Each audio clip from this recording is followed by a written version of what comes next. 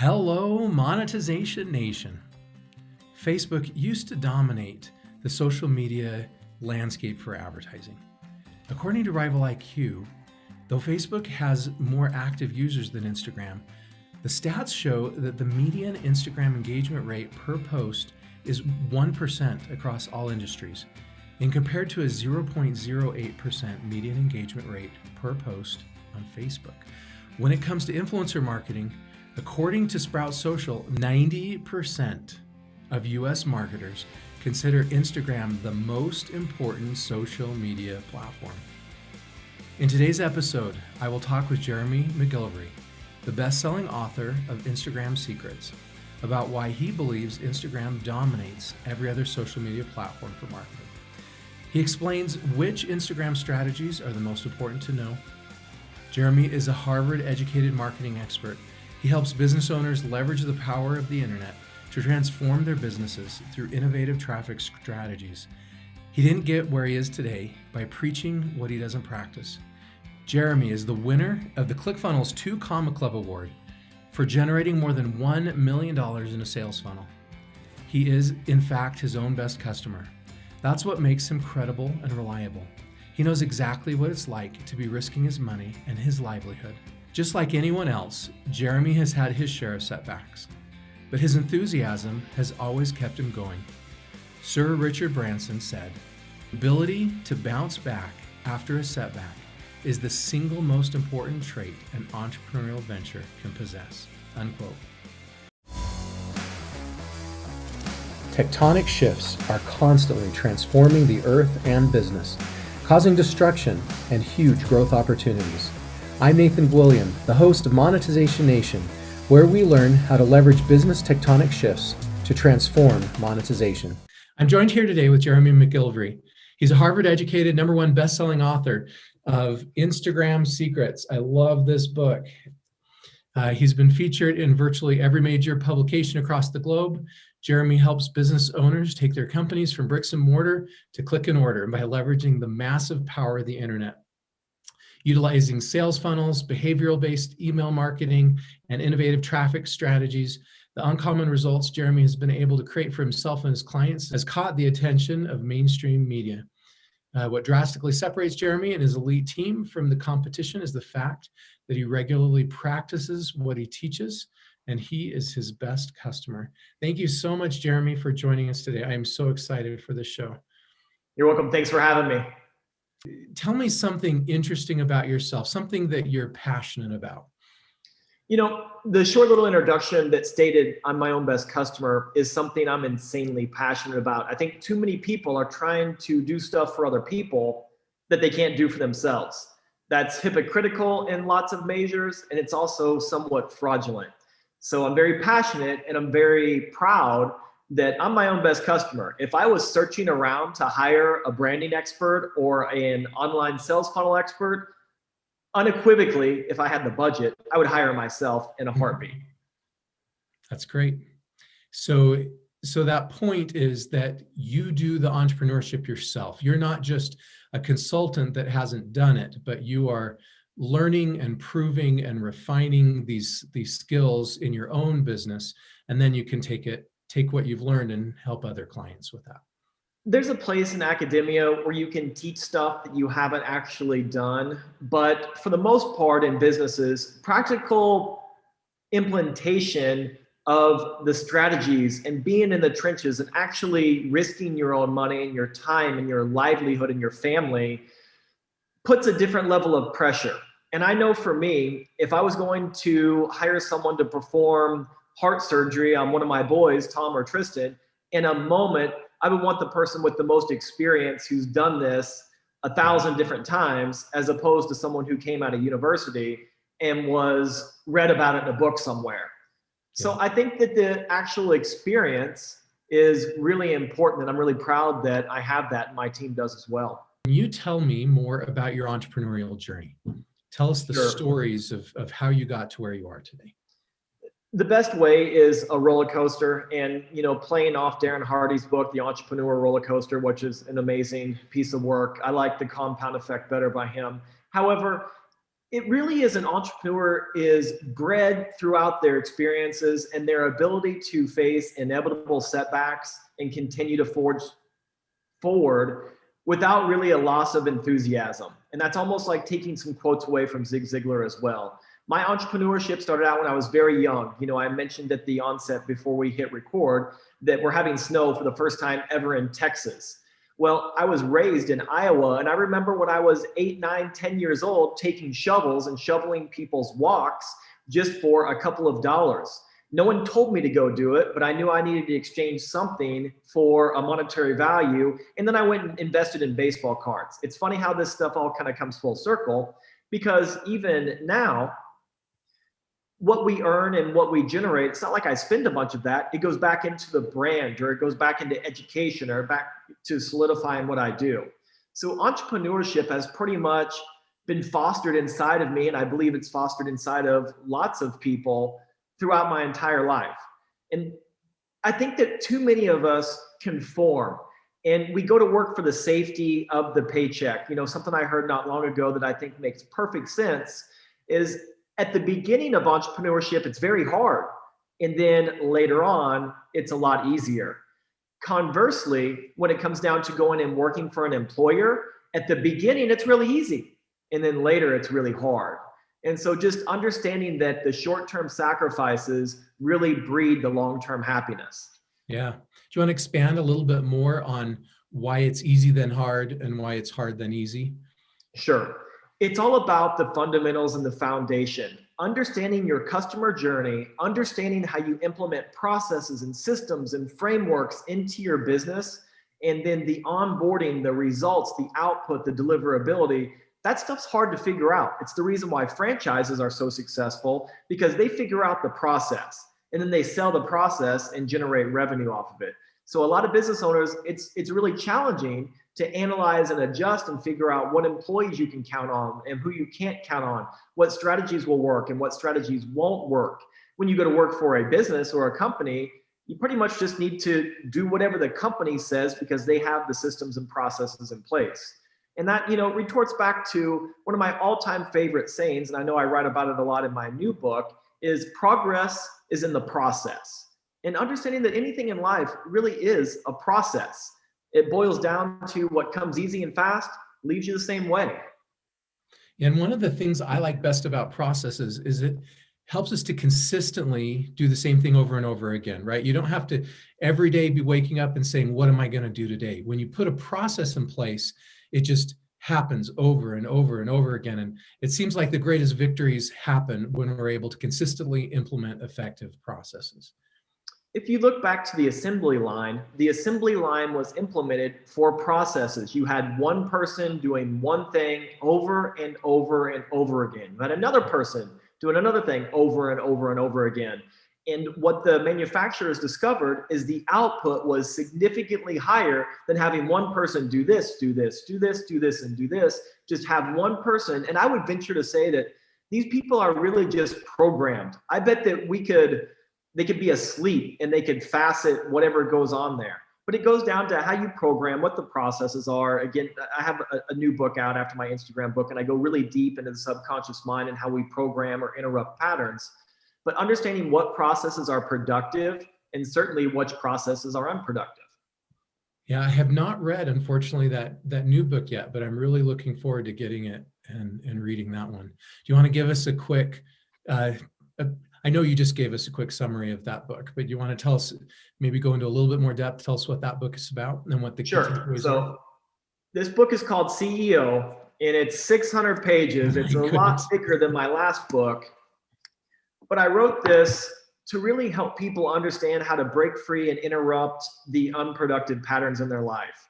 It's very deep in science about neuroplasticity and how we rewire our thinking, because I think that too many people, as I kind of talk about in the book, when I'm using the analogy, the Lion King with Simba, but I think that we're the Lion King to ourselves. We lie to ourselves saying, well, everything's okay, or that this is my lot in life, or this is the way it's supposed to be, when nothing could be further from the truth. I think that any of your people watching, listening, reading, any of the content we have right now, in a moment, they can snap out of it and break the patterns that haven't been successful and raise their standards and their reference point for their lives, make different decisions, and break free and truly have a life of purpose, if you will. That's what's most important to me.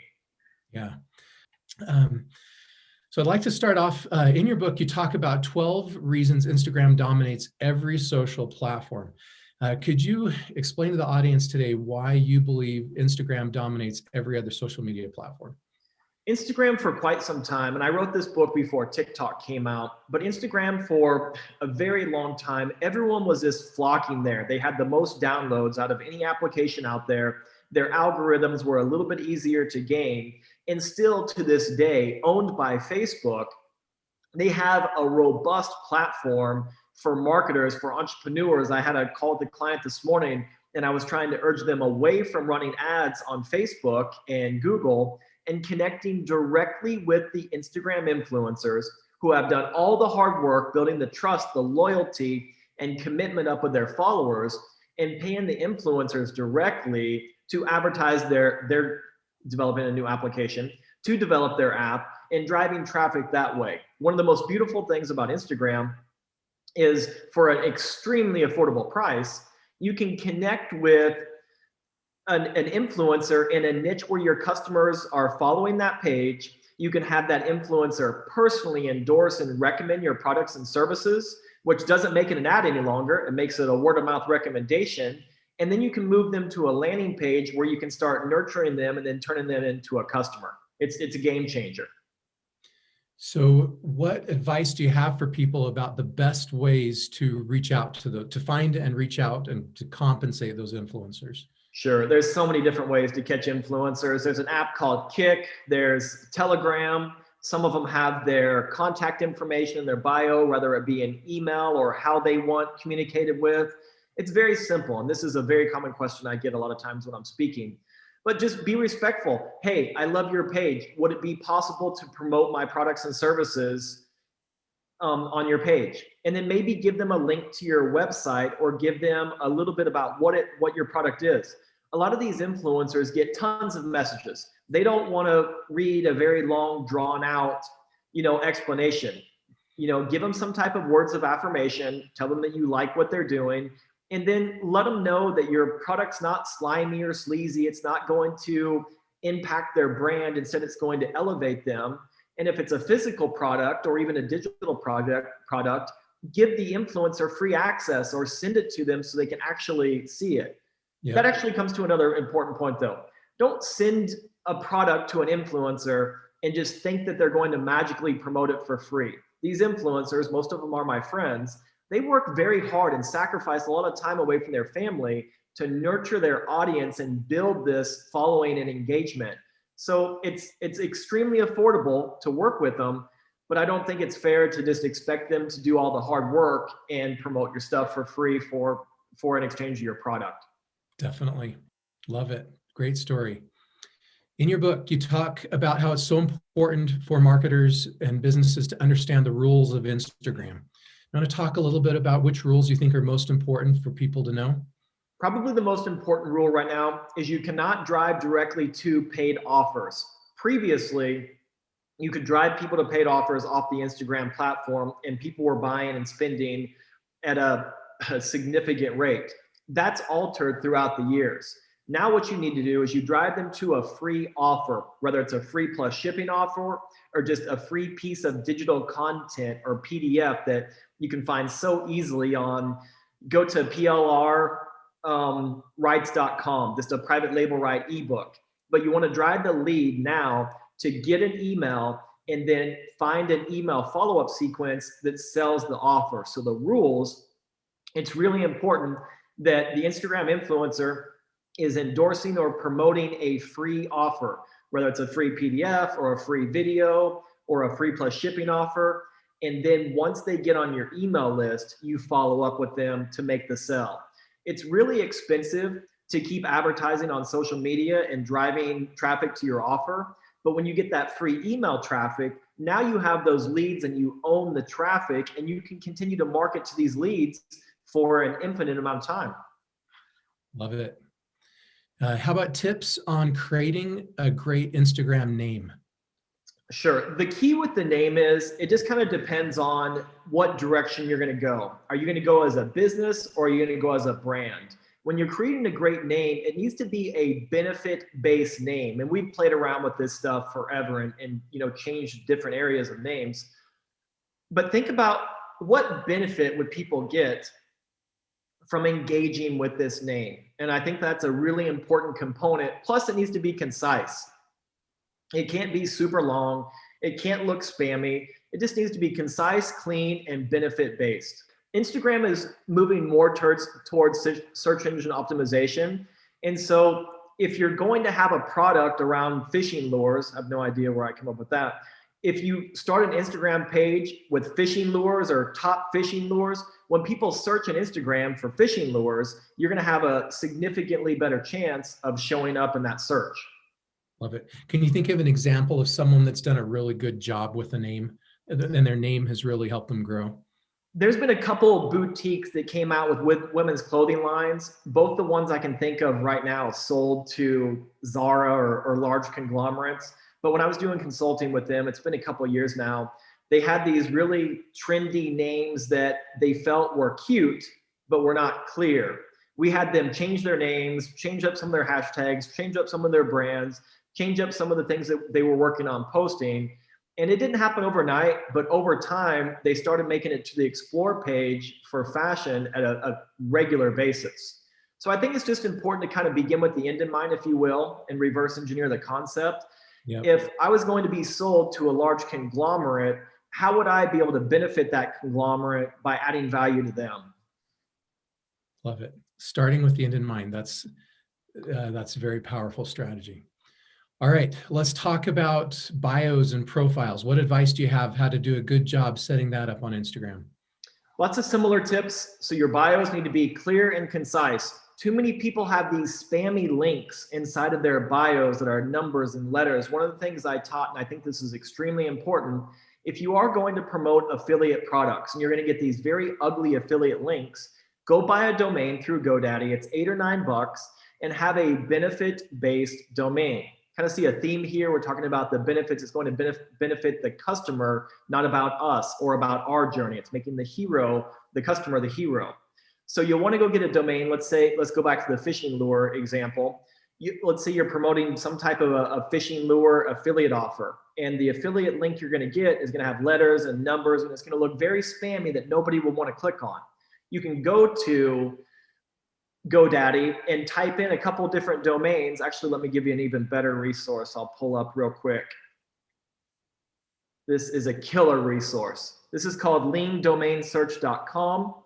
Go to leandomainsearch.com and type in any domain out there, let's say free fishing lures. And what that software does is it spits out thousands of domains that are similar that are already available. So that way you don't have to come up with typing 20 different names into GoDaddy and see what URLs available or what domains available. Go to leandomainsearch.com, and with that, they'll show you what's available. Go to GoDaddy, buy the domain that looks really clean, and then the first letter of each word, capitalize it. So if it's free fishing lures, free bass fishing lures, you would capitalize the first letter of each of the words.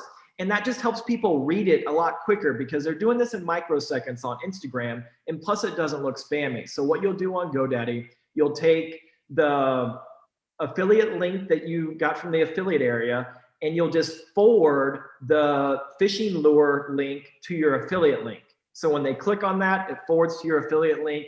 It looks nice and clean in your bio. It looks like it's an actual business and not some type of get rich quick spam. Yep. That's great advice. Okay, let's talk about learning from successful Instagrammers. What are some of the best secrets and ways we can learn from people that have already been there and done that and been successful at it? Sure, that's going to be all of success in any facet of life. I always tell people never take advice from someone you wouldn't trade places with. The key with Instagram is you need to figure out who's legit and who's not, who's fact and who's fiction. And there's lots of different softwares that come in and out of date that Instagram allows you to research these accounts. But a lot of common sense goes a long way when it comes to looking at Instagram. So if you have someone with 600,000 followers and they have 2,000 likes on their account and they have 4 comments, that's garbage. The comments are generally one of the better ways that you can look for actual engagement. But again, everything is gamed. Not everything. Most things are gamed, meaning there's Telegram groups, there's Facebook groups, there's different groups that are called like and comment groups. I've sponsored many of them. And what they do is when they post, everyone goes out there and comments on their post and it gets returned in exchange. But for the most part, if you can just document in a simple Google Sheets document some of the pages that you want to work with that you believe could be great for shout outs to build your own account or great to promote your offers and products and services, document, a 15-day moving average of what their likes, what their comments, what they're posting, and just make sure that it's authentic, because there's so many different ways to really game. And once you go pay someone for an advertisement, the likelihood of you getting it back is slim to none. So you definitely want to do your research when you're modeling other people that are having success. Can you think of a great example of when you've been able to model something someone else has done and it's led to good success for you? Absolutely. That's the way I've built everything. Probably the best way of modeling is when I wrote Instagram Secrets. Still to this day, it was written 4 years ago. It's by far and large the #1 book in the world on Instagram. I interviewed the top Instagram people in several different niches, and I boiled down what they told me and I put it in a book. And then what I did was I implemented it in several of the Instagram accounts I ran, as well as my clients. And so everything I've ever built in my life has never been innovative by any means. It's been following what other people have done and how they've had success. The beauty of it was, if I interviewed 20 different Instagram influencers, I probably only got 1 or 2 good ideas from each, but I boiled it down and took the best of the best, and that's what I implemented. So that's really the key to any facet of success in life. Whatever you want to do, it doesn't even matter if Instagram or anything else, someone on the internet right now has documented it. They're doing something similar to what you're doing right now. They've found experts, and I assure you, I'm not holding the best stuff to myself. I don't write 600-page books and give all the talks and build the academies that I build to keep the best stuff for myself. My legacy is left on the content that I create. So myself, a lot of us other creators out there, a lot of us other authors, we're giving you the best that we have. We're not holding anything in the corner and allowing that only for our $50 million masterminds. Read the books, implement the strategies, fine tune it, figure out what works for you, and double down on the strategies that work, and abandon the ones that don't. All right. So a lot of people get scared of doing Instagram because they don't feel they can create the compelling memes and images. What advice do you have for the business that's out there that's concerned about their ability to create a consistent stream of quality images? Sure. That's something that we get a lot as well. The key with consistency and the key with a quality image is not the hyper professionalism of the images and videos. It's more about the connection. If you look at some of the images or videos that go viral on any social media platform, they're not necessarily the ones that were taken by these inept, talented photographers. They were just about what resonated with people and how they were able to get engagement. Instagram and even their most recent algorithm updates, the way they do every single post for every single person out there is the moment you post on Instagram is they do a short test. And in that first 5 seconds to about 2 minutes, depending on the engagement, gives it a boost in the algorithm. If you start getting likes, that's a vote. If you get comments, that's a higher vote. They can tell when you take screenshots, that's another vote. And so the more engagement you get right away with any type of a post that strikes a chord with somebody, the faster it has a propensity to go viral on any platform. If you enjoyed this interview and want to learn more about Jeremy McGilvrey or connect with him, you can find him on LinkedIn or his website, jeremymcgilvrey.com, and subscribe to his blog. You'll find links to those on the blog post for this episode. Thank you so much, Jeremy, for sharing your stories and knowledge with us today. Here's some of my key takeaways from this episode. Number 1, practice what we teach so we have the been there, done that credibility. Number 2, no matter how many setbacks we face, never lose our enthusiasm and keep moving forward. Number 3, working for an employer may seem easy at the beginning, but then it gets very hard. while entrepreneurship will seem hard in the beginning and then get easier. Number 4, the greatest victories happen when you're able to consistently implement effective processes to help achieve the things that matter most. Number 5, customers are no longer being driven effectively on Instagram to paid offers. Number 6, a great Instagram name is concise, clean, and benefit-based. Number 7, before we model successful Instagrammers, we need to do our research and model the most successful ones.